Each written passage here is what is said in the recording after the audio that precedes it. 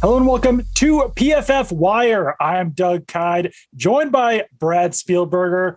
Brad, new name, new show. How are you doing here?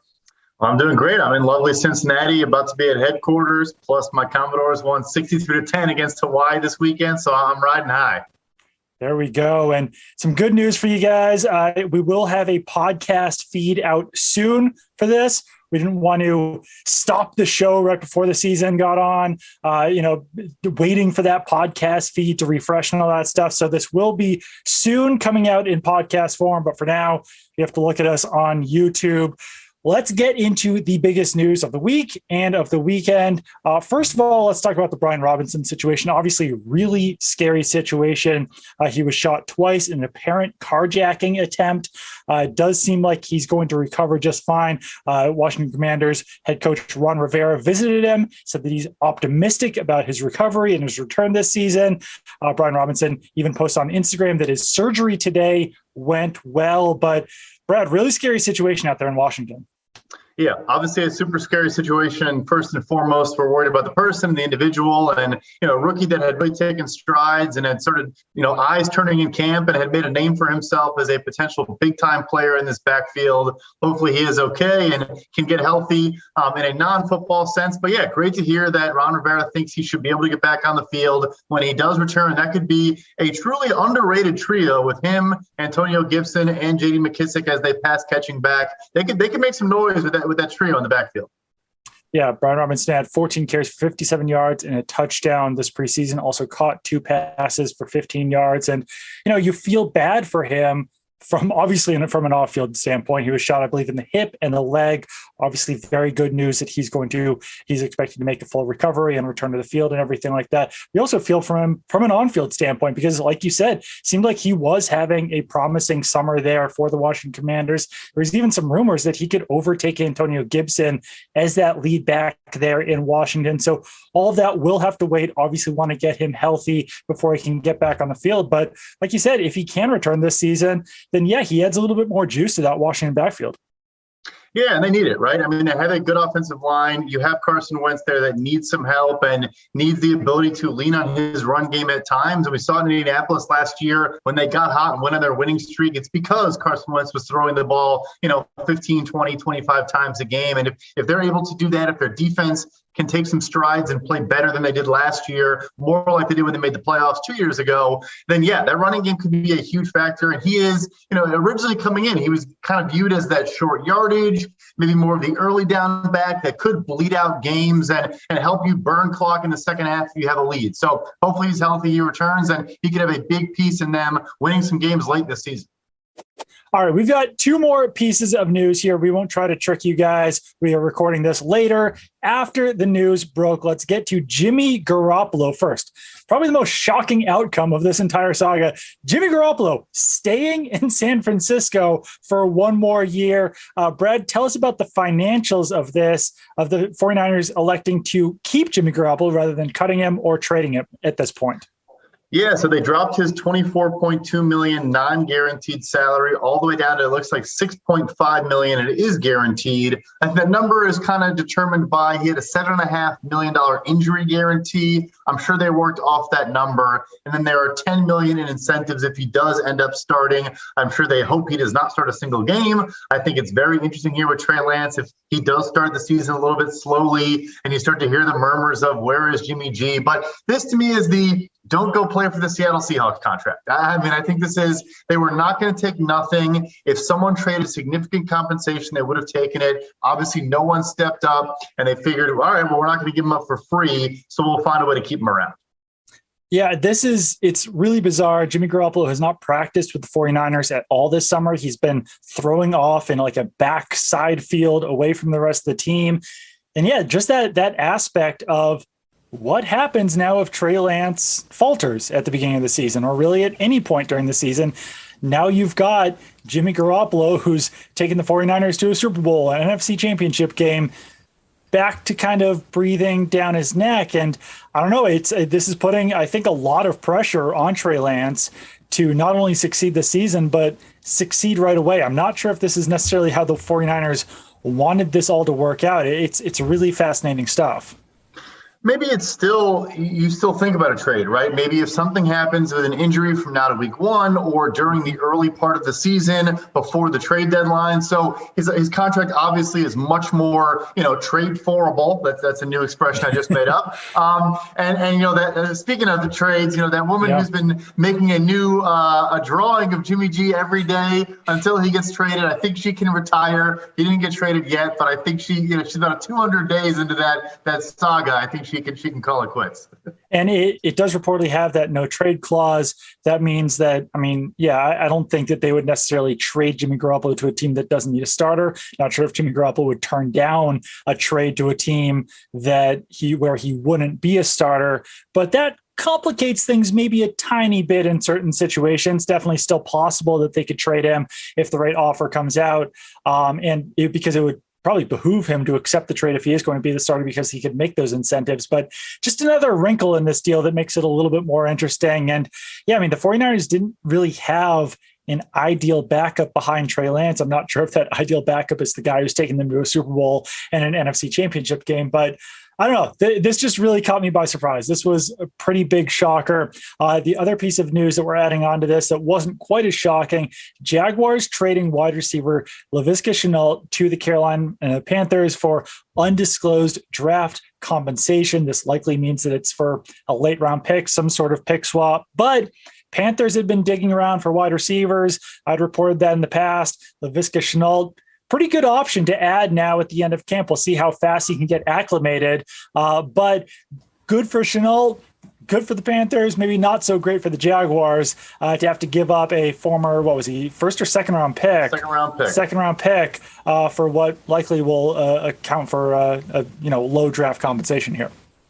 Yeah, he has 2 years and about $3 million in compensation left. He had a really poor season last year. It was our 80th out of 94 qualifying wide receivers in terms of grade with a 63.7. Had over 100 targets and just could not be productive. I think the interesting thing here is what it says about Terrace Marshall, the Carolina Panthers 2021 second-round pick, another bust, it seems so far, in the early second round as a wide receiver. And I also think it shows, look, Christian Kirk was playing on the outside early in his Arizona career.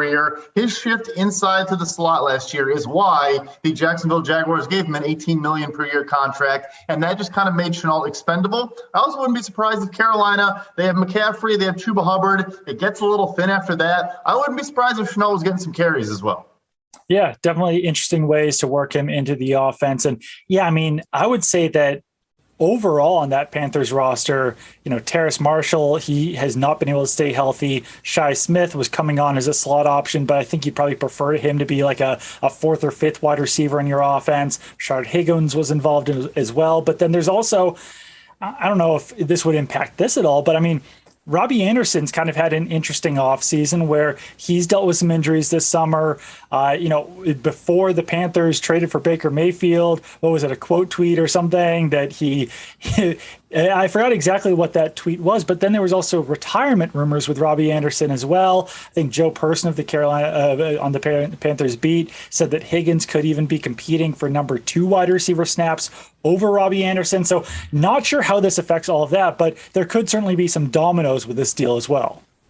Yeah, no doubt about it. It is a position in flux there. Obviously, DJ Moore is their alpha number 1, but beyond him, it seems like anything is possible with Robbie now, Robbie IE as opposed to Robbie with a Y, Anderson, just another piece of his offseason. Yeah, look, it's going to, like you said, it's going to be a buy low opportunity. I would imagine, like you said, a late round pick, maybe even a, Shenault and a 7th for a 6th type thing for a former second round pick that is at this point more of a gadget guy. But I think Carolina did need some more depth in weapons. We're not saying he's going to come in and drastically, dramatically improve their situation, but you could do worse, I think, for a cheap trade than a Laviska Shenault.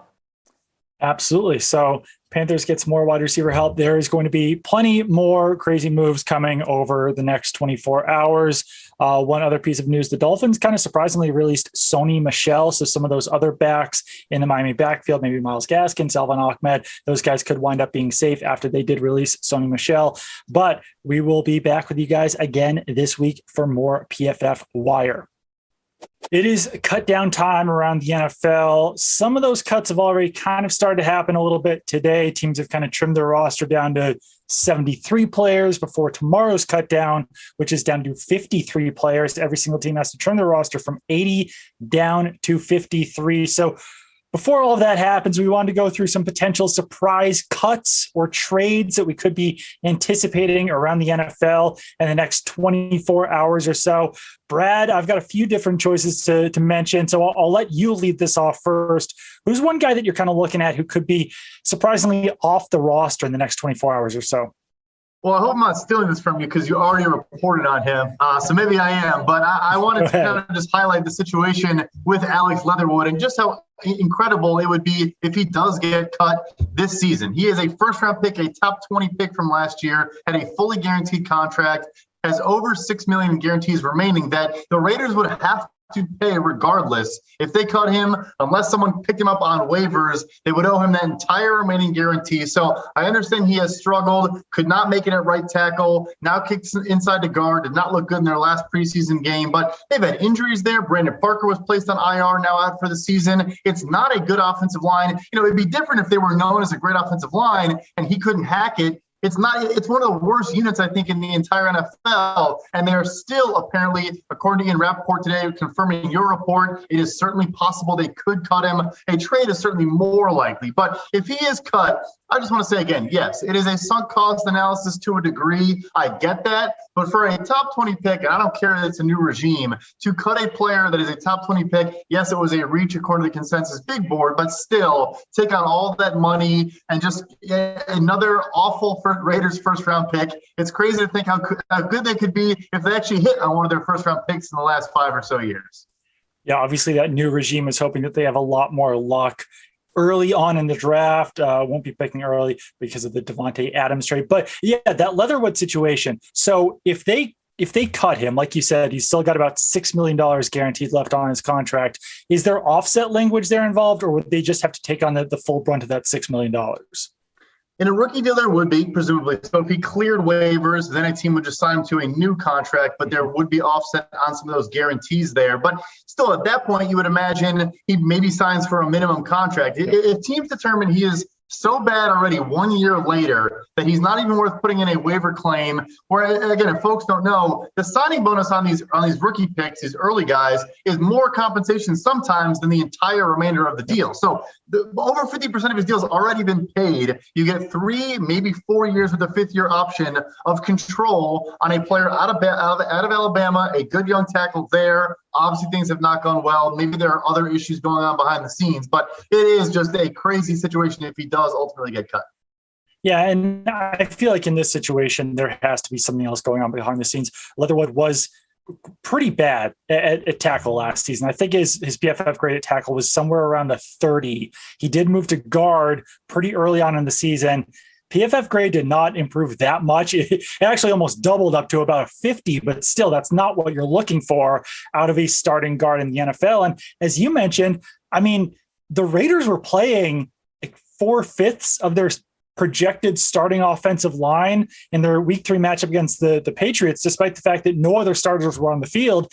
And I think that that's because they're still unsettled about who was going to start basically anywhere other than left tackle, where you've got Colton Miller, and he was the one guy who wasn't playing in that game. So the fact that all of those roles still appear to be up for grabs, and you still can't find anywhere for Alex Leatherwood, not a great sign. Certainly possible that the Raiders could pull off a trade there, but then the team acquiring Alex Leatherwood would take on that 3-year, $6 million fully guaranteed contract. So then they would be in a similar situation to what the Raiders are in right now, where, yeah, they could trade for him, see how it goes, but then if they release him, then they would have to take on that fully guaranteed deal. So not the greatest situation for a team potentially acquiring him. But, if it does work out, then they would at least get that 5th-year option on his contract since he was a first-round pick.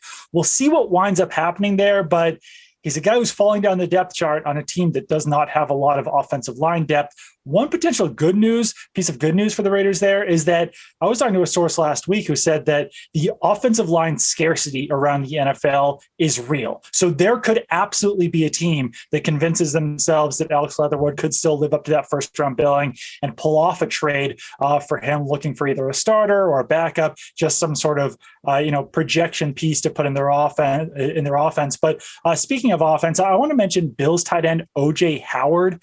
He was another guy who was identified by a couple of league sources as someone who could potentially be a trade or cut candidate out of Buffalo. It's an interesting situation. Obviously, they've got Dawson Knox there as their starter at tight end. They've got Tommy Sweeney, who's had a pretty impressive summer. Then they've also got Quentin Morris, who I was told was one of the most improved players on the Bills roster this summer. The complicating factor here now, though, is that Quentin Morris actually got hurt during Monday's practice. So that could actually open the door for OJ Howard to still wind up making that team. Maybe they keep 3, maybe they keep 4. Not quite sure what's going to happen there. But OJ Howard, that signing does not seem at this point to have worked out as well as some people might have projected it to have. Yeah, and I think, it could be in part a financial move. The Bills obviously have spent a lot of money extending Stephon Diggs when a lot of other teams with pricey quarterbacks went ahead and traded those players. He 1 year, $3.5 million with some incentives. Maybe they don't think he's worth that. Maybe he is better than some other tight ends on the roster, but they need savings wherever they can get them. They obviously traded away Cody Ford, their recent second-round pick. They've been making moves and continuing to turn over this roster, try to build out depth. Maybe he's just not worth that extra price tag. One other guy I just wanted to throw out there, and I don't want to be like aggregated on this. I don't think that this is necessarily a report. I was talking to someone today who just mentioned the possibility that the Saints have a lack of cap space, and maybe they wouldn't mind trading away C.J. Gardner-Johnson to open up a little bit more cap space. He's an interesting player, very good slot cornerback, safety, kind of hybrid. And he's a guy that our buddy Nick Underhill of New Orleans Football reported earlier this summer that he was actually sitting out of some of the contact portions of practice because he wanted a new deal. So, it could be kind of something that might work out in both, parties' favors. If he was traded, wound up extending himself with a different team, just something kind of monitored. I don't think it winds up happening. I don't think that he's necessarily a trade candidate, but there is at least one person around the league who just kind of tossed it out there. Let's talk about another potential down the line, maybe trade candidate, and that's Las Vegas Raiders tight end Darren Waller. He's definitely going through an interesting situation right now where he left his agency. He's going to be signing with a new agency, but he's also in contract talks with the Las Vegas Raiders because he's one of the most underpaid players around the NFL. Josina Anderson of CBS said that they're at least talking about a deal that would make him the highest paid tight end in the league by a per year factor. Brad, what do you know about this situation? Yeah, so I think I've tried to hint at it a lot the past couple months. I mean, there is some turmoil there, and at least for now, it seems like Waller is taking that out on his representation. It feels that the holdup may be on his side of the table. That may turn. I think at a certain point, if we are approaching week 1 and he still does not have a new deal done on top of his 2 years, only $14 million total with $0 guaranteed, I think a trade request is possible. I've talked to some sources who said they could foresee that without a new contract. But with this new representation, I think they will try to push very hard to get a new deal done. I think the other big factor, yes, it sounds like they've discussed the parameters of making him the highest paid tight end on a new money per year average basis. Josina Anderson mentioned $16 million per year, which would top George Kittle. The thing working against him is in his own division with the Kansas City Chiefs, Travis Kelce, the current second highest paid tight end, he is signed for about $14.3 million per year, but it is a extremely backloaded deal that is extremely team friendly. He was also in his early 30s when he signed it. And you have to imagine the Raiders in the same division, all due respect to Darren Waller, who's a phenomenal player, he's not Travis Kelce, are probably saying, why would we do so much better than Travis Kelce? Yeah, we can top him by a little bit, but why would we not take some of those things and also incorporate them? So Kelce had his deal tweaked a little bit this year. The Chiefs pulled $1 million in salary forward from 2023. They added some per game roster bonuses. But I think with Waller, the issue is the overall value may be there, but there's probably incentives involved. There probably is backloading for when he's going to be 33, 34, 35 years old. Can they cross that bridge? Can they find common ground, get him the upfront money that he wants and keep him around? We're going to find out, I think, in the next 2 weeks. Yeah, definitely an interesting situation because tight ends are underpaid. We've talked about that a lot. But yeah, it's hard to pay him more than the guy within your division who's a better player. Hard to pay him more than George Kittle. At some point, one of these tight end deals is going to have to break through. And, they are such a bargain that the Raiders, signing Darren Waller to a deal that would be worth $16 million, it take position out of it. And I think that's a good deal. It's a bargain if you're comparing him to some of the wide receivers around the NFL. But yeah, it's a difficult thing to pay him more than some of the guys around the NFL who are still considered better tight ends. So we'll see how that all works out. Maybe that agent change will reopen talks with the Raiders, get them to acquiesce a little bit, but we'll see how that all goes. The NFL finally released its top 100 list, the top 20 of the top 100 list. I think it was last night. It's funny how that show used to be such a massive deal. I remember when I worked at Nesson covering the Patriots, I was playing like softball one day and tweeting about some Patriots player who made the top 100. Now they just kind of like spit the whole list out, but there were definitely some huge snubs on this list. Brad, who was your top snub from the top 100 list? Yeah, I think it always makes me feel good. This is voted on by fellow players. And look, we get a lot of flack. Some of it deserved. I'll admit that. Some of it probably not. For some of these names we're about to mention to not be on the NFL top 100 list, hey, PFF makes some mistakes, but these are some crazy omissions. So first and foremost for me, DK Metcalf just became one of the highest paid wide receivers in the NFL, surpassed all the guys even in his own class, Deebo Samuel. It was 22nd on the list last year and did not make the list. So I found that one particularly crazy. Yeah, that one was pretty wild. There's a lot of wide receivers snubbed this year. DK Metcalf, AJ Brown was snubbed on this list. Terry McLaurin was snubbed on this list. And one that I want to mention as well was Falcons cornerback AJ Terrell. At least with Terrell, kind of a one-year wonder last year. You might want to see if he can continue to prove it in 2022. But, guys like DK Metcalf and A.J. Brown and Terry McLaurin, they've been doing it for 3 years now as, some of the top wide receivers in the NFL. So, it was pretty inexcusable to get those guys off the list. But I will say that when I was covering the Patriots, this was a few years ago, I watched a player fill out his little card that they hand out to all the players for the top 100 list. I think he put like a few guys around the NFL who are really good at his position and then filled out the rest with his position group within his team. So I'd love to know how these are even formulated once these guys get all the cards. Cause like you might see like James Ferentz listed on some list, or you might see like some there. Sorry, James Ferentz. But yeah, I think that there's gotta be some tweaking to these lists that the NFL even makes, because if they just simply compiled everyone that people submitted, it would be a way wonkier list than I think the one that we even see right now. But yeah, it's always fun to nitpick on that list. Let's talk about the preseason. Preseason's over now. We've had the third and final games this weekend. So I'll kick this to you again. Who was your absolutely top, number one, most notable preseason standout from this summer? So I have one on offense and one on defense. So I'll start with the offense. This is a young rookie, and Eric Ezukanma, the wide receiver for the Miami Dolphins. I may have mentioned him before. Actually put out a video of him on TikTok. Shameless plug there. But he continued to make plays week in and week out, and he showed a lot of different skill sets. He can catch the ball, behind the line of scrimmage, make guys miss in the open field. He had a downfield catch where he had one arm kind of held by a corner, still hold it in with one arm. He is the reason why Preston Williams and Lynn Bowden Jr. in Miami are potential cut candidates, potential trade candidates, because he's been so good so early as a fourth-round pick. And then I'll throw a shout-out to Austin Calitro, the linebacker for the New York Giants, guy who's bounced around the league a bunch. I want to say he's been Seattle, Chicago, Cleveland. I actually was at the game yesterday for the Jets versus Giants. He had a pick six on Joe Flacco, and then the very next possession had a monster of a tackle for loss, just blew through the offensive line. So really good player, was our highest rated off-ball linebacker in the preseason. I've maybe earned himself a spot. Blake Martinez still getting healthy for that Giants team. Not a great linebacker group there. May have earned his way onto that roster and stuck. I wanted to ask you, why were you at that preseason game? Hey, well, I can shout out the doctors at Long Island Jewish Institution in Queens, New York for the extra tickets. I thank you. Nice. Just attending a casual New York football game as a fan. I like that. That's diehard football love right there. My guy, I'm glad that I made you say Eric Ezukanma's name because I still can't totally pronounce that correctly on first go. I'm going to go with Isaiah Likely, the Baltimore Ravens tight end.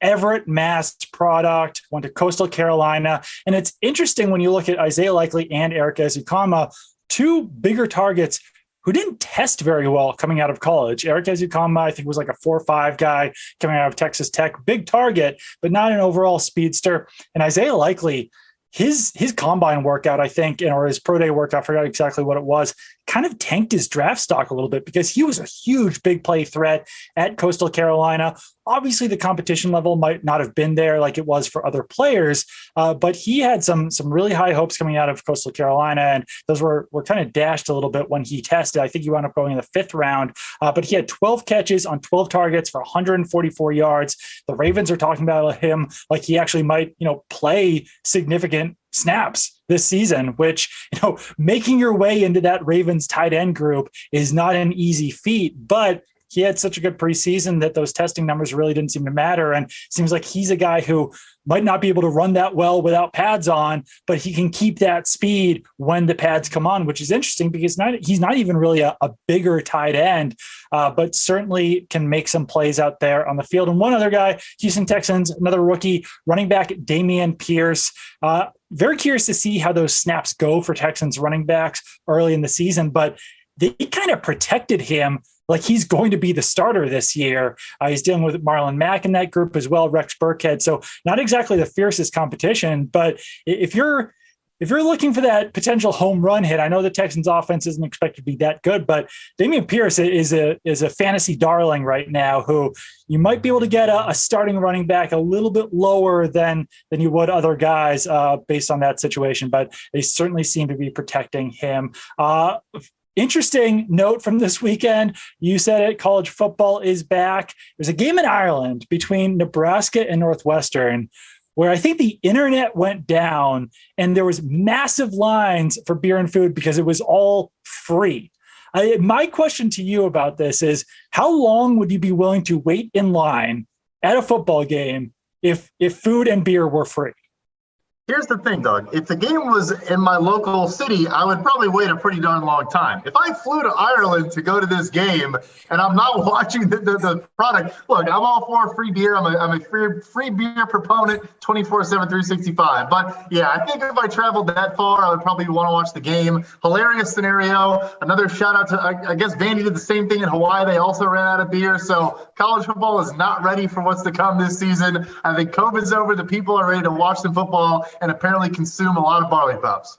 Yeah, I think I'd wait it out as long as possible. Like wait for those. I guess then you're at fear of, them running out of beer or food at that point. But I don't know. Maybe, I don't think I'd be willing to wait in this like massive line and miss the thing that I was going there for just to get some free beer or food. But clearly lots of fans in Ireland were willing to do that.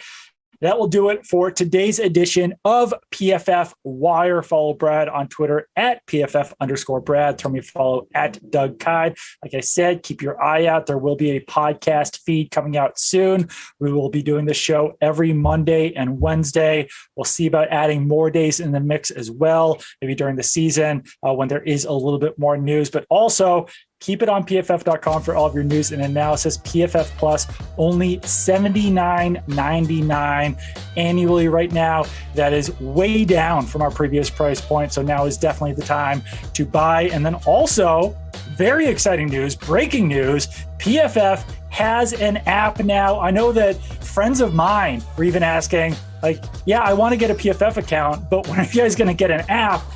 The answer is right now. So go to your Apple App Store, download the PFF app. It's fantastic. We've worked extremely hard on it. So make sure to do that and join us again on Wednesday afternoon.